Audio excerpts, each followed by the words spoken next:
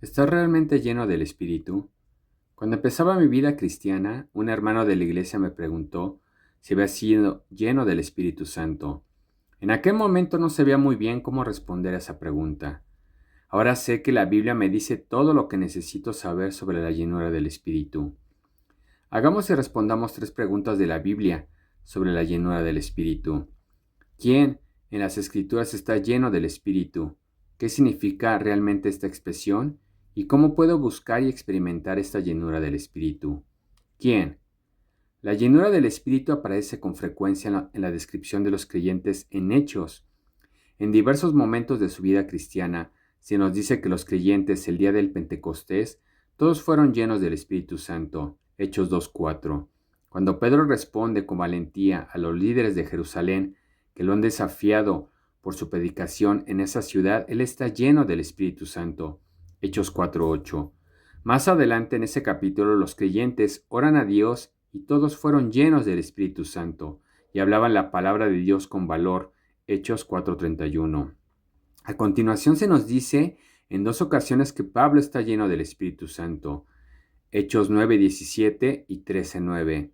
Será un error concluir que la llenura del Espíritu es algo que el pueblo de Dios experimenta solo después del Pentecostés.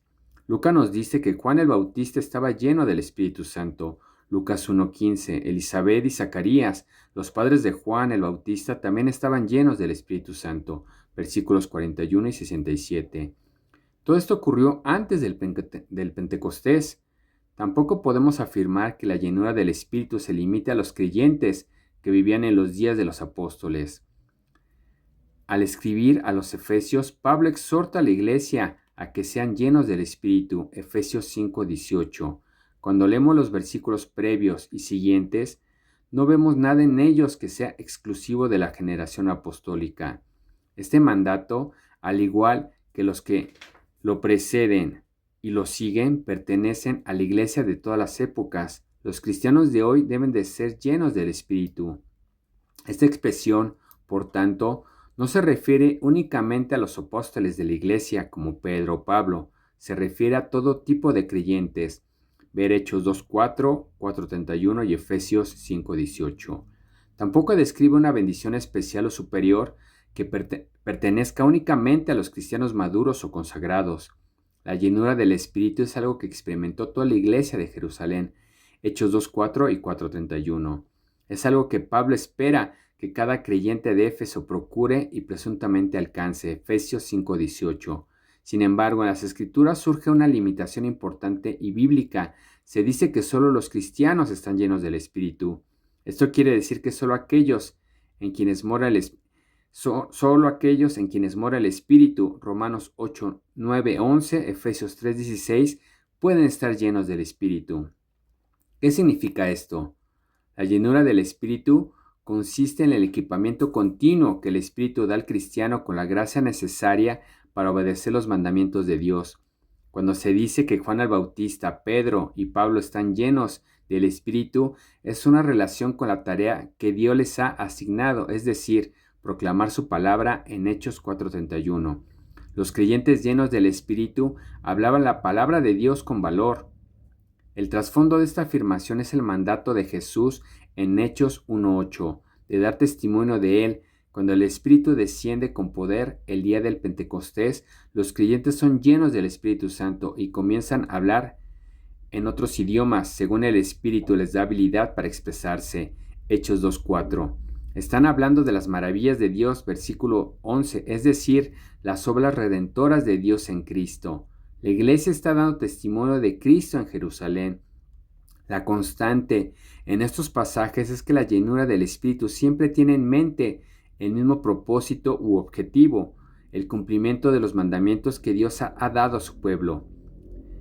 En Lucas, ese mandamiento adopta de manera abrumadora la forma de proclamar fielmente las obras redentoras de Cristo. ¿Cómo? ¿Cómo podemos buscar y experimentar esa llenura del Espíritu? Pablo responde a esta pregunta en su carta a los Efesios. Fíjate cómo contrasta la llenura del Espíritu con la embriaguez. Efesios 5:18. Pablo está diciendo en efecto, no se dejen dominar por una sustancia, el vino, sino por el Espíritu Santo. Los versículos siguientes explican cómo será la vida llena del Espíritu. Cantar con sinceridad de corazón, cánticos de alabanza junto al pueblo de Dios, versículo 19. Dar gracias a Dios en todo momento y por todo, versículo 20.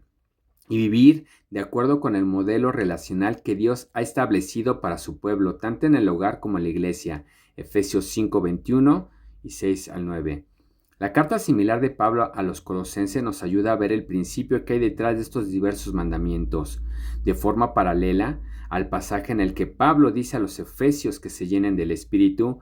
Pablo dice a los colosenses que la palabra de Cristo habite en abundancia en ustedes, Colosenses 3:16. En la vida llena del Espíritu, la palabra de Cristo habita abundantemente. La vida llena del Espíritu está comprometida con creer en las Escrituras y obedecerlas de corazón. En la medida en que la vida de los cristianos esté llena del Espíritu, sus mentes y sus vidas estarán impregnadas de la Biblia. La mayoría de los cristianos llevan vidas tranquilas y normales, que quizá no parezcan significativas. Cada cristiano se enfrentará a pruebas, tentaciones y pérdidas de uno u otro tipo. La promesa y el mandato del llenado del Espíritu nos anima a todos.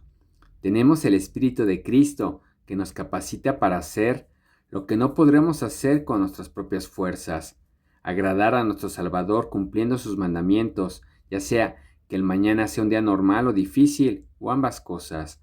Nuestro Salvador nos ha dado todo lo que necesitamos para que todo lo que hagamos de palabra o de hecho, podamos hacerlo todo en el nombre del Señor Jesús, dando gracias por medio de Él a Dios Padre. Colosenses 3:17. Esa es sin duda una buena noticia.